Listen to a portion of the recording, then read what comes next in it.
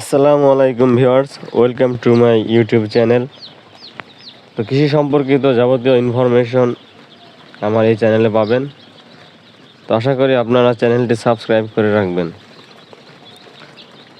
তো আজ আমার এই সোনালী মুরগির বাচ্চার বয়স 1 দিন।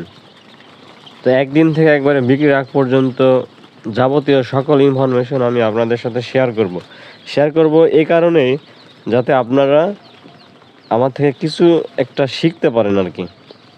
কারণ আপনারা যারা নতুন খামারি আছেন তারা অনেকে ইউটিউব, ফেসবুক এগুলোতে সার্চ দিয়ে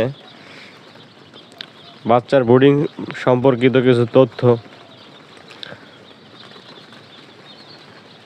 কালেক্ট করার চেষ্টা করেন। তো সেক্ষেত্রে আপনাদের জন্য এটা হেল্পফুল হবে আশা করি। তো দেখেন, বাচ্চাগুলো কিন্তু ব্লোডারের চারপাশ দিয়ে আছে, ওরা কিন্তু মাঝখানটায় কিন্তু থাকতেছে না। এর কারণ কি জানেন? কারণ হচ্ছে তাপমাত্রা অতিরিক্ত হয়ে গেছে। এই কারণে এই মাঝখানে যে লাইটের আলো এসে পড়তেছে, এই লাইটের আলো এসে তো একবার মিডিলে এসে পড়তেছে, তো ওইখান থেকে ওরা সরে গেছে, কারণ ওদের হিট প্রয়োজন নাই এখন। এই কারণে ওরা হিট থেকে দূরে থাকতেছে। তো এই কারণে আপনি এই থার্মোমিটার ব্যবহার করবেন। থার্মোমিটারে এখন 32.5 ডিগ্রি সেলসিয়াস তাপমাত্রা দেখাইতেছে, অর্থাৎ এখন মোটামুটি তাহলে ওখানে 32 হলে এই ব্রুডারের নিচে কিন্তু আপনার প্রায় 37 বা 35 এরকম হবে। তো এখানেও ঠিক তাই, দেখুন তাপমাত্রা একটু বেশি আছে। তো আমি কিন্তু এখন লাইট অফ করে দিতে পারি, অফ করলেও কিন্তু তাপমাত্রা 30-এর উপরে থাকবে। তো তারপরেও কিন্তু আমি তাপমাত্রাটা করব, মানে এভাবে রাখবো, তাপমাত্রাটা নামাবো না। আর লাইটও কিন্তু আমি অফ করব না, কারণ বাচ্চার বয়স সবে 1 দিন। তো এখন ওদের অতিরিক্ত হিট হইলেও তেমন একটা ক্ষতি হবে না। আর অতিরিক্ত হিট বলতে মানে অতটা বেশি হবে না, হালকা 2-1 ডিগ্রি বেশি হলে তাতে কোনো সমস্যা হবে না। তো লাইটটা অন করাই থাকবে। তো আমি কি করব, এই হপারটা আরেকটু উপরে উঠাই দেব, তাহলে তাপমাত্রাটা আরেকটু কমে যাবে। আপনারা যারা নতুন খামারি আছেন তারা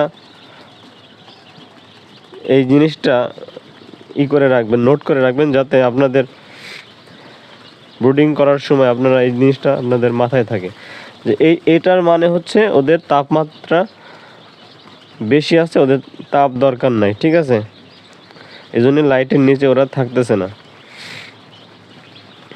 তো দেখেন, তো আপনারা 3 দিন পর্যন্ত পেপারের উপরে রাখার চেষ্টা করবেন, অথবা 2 দিন, যাতে, কারণ ওরা তুষের ভিতরে ওরা করে ছোট অবস্থায়, যদি ওরা ওই তুষের ভিতরে পাও দিয়ে এরকম করে তাহলে একটু সমস্যা হবে। 3 দিন পর হলে সমস্যা হবে না। 3 দিনে মোটামুটি ওদের নাভি শুকায় যাবে, মোটামুটি ওরা নিজে নিজে অনেকটা নিজের খেয়াল রাখতে পারবে, খাওয়া দাওয়া সব কিছু ওরা নিজেরাই ঠিক মতো করতে পারবে। তখন শুধু খাবারটা আপনি দিয়ে রাখবেন, ওরা নিজেরাই খাবে। তবে আপনি সবচেয়ে ভালো হয় যদি মাঝে মাঝে এসে একটু নাড়াচাড়া দেন, তাহলে খাবারটা সবাই খাবে। অনেকে অলস ঘুমিয়ে থাকে, খাইতে চায় না। দেখেন ওই একটা বাচ্চা ঘুমাইতেছে, তো এইখানে একটা বাচ্চা দেখুন, এই যে ঘুমাইতেছে। এরকম অনেকে ঘুমায়, ঘুম থেকে উঠতে চায় না, খাইতে চায় না, এই জন্য একটু নাড়াচাড়া দিবেন, নাড়াচাড়া দিয়ে খাবে। আর আমি যে ওষুধগুলো ব্যবহার করছি আজকে সেটা আপনাদেরকে দেখাবো। তো আমি ওষুধটা ব্যবহার করছি যেটা অ্যান্ড্রোসিন 1 মিলি 2 লিটার পানিতে। আর নিউরেন মানে নিওমাইসিন সালফেট, এটা ব্যবহার করছি 1 মিলি 2 লিটার পানিতে।